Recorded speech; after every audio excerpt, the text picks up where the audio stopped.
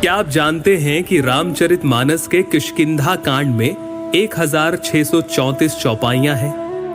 नमस्कार, मेरा नाम है अखिल और ये है सिटी की रामलीला, जहां अभी तक हम आपको बालकांड, अयोध्या कांड और अरण्य कांड की घटनाएं सुना चुके हैं।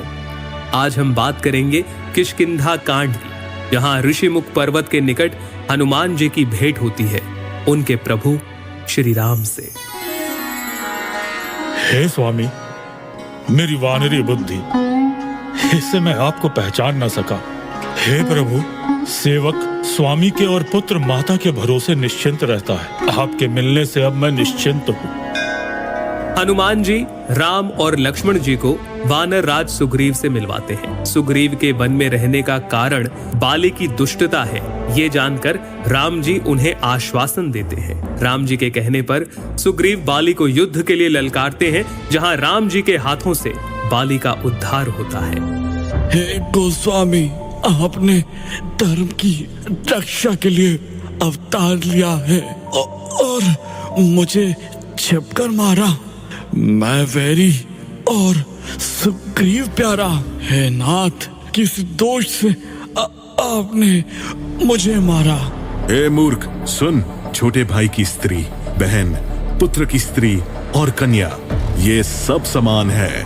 इनको जो कोई बुरी दृष्टि से देखता है उसे मारने में कोई पाप नहीं।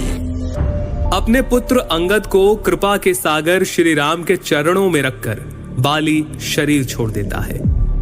किष्किंधा का राज संभालने के बाद भी जब सुग्रीव राम जी की सहायता नहीं करता, तब लक्ष्मण जी के क्रोध से उसकी बुद्धि सही मार्ग पर आती है और वो वानरों की अलग अलग टोलियों को माता सीता की खोज के लिए भेजता है। हनुमान जी की टोली जब माता सीता को खोजते हुए समुद्र के किनारे पहुंचती है और सामने 100 योजन चौड़ा सागर देखकर जब सबका मनोबल टूटता है, तब रीछ राज जामवंत हनुमान जी को उनकी शक्तियों के बारे में याद दिलाते हैं।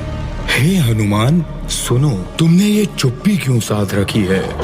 तुम पवन के पुत्र हो और बल में पवन के समान हो। जगत में ऐसा कौन सा काम है जो तुमसे नहीं हो सकता? कहि रीछ पति सुनु हनुमाना, कहि रीछ पति सुनु हनुमाना, का चुप साधी रहे हो बलवाना।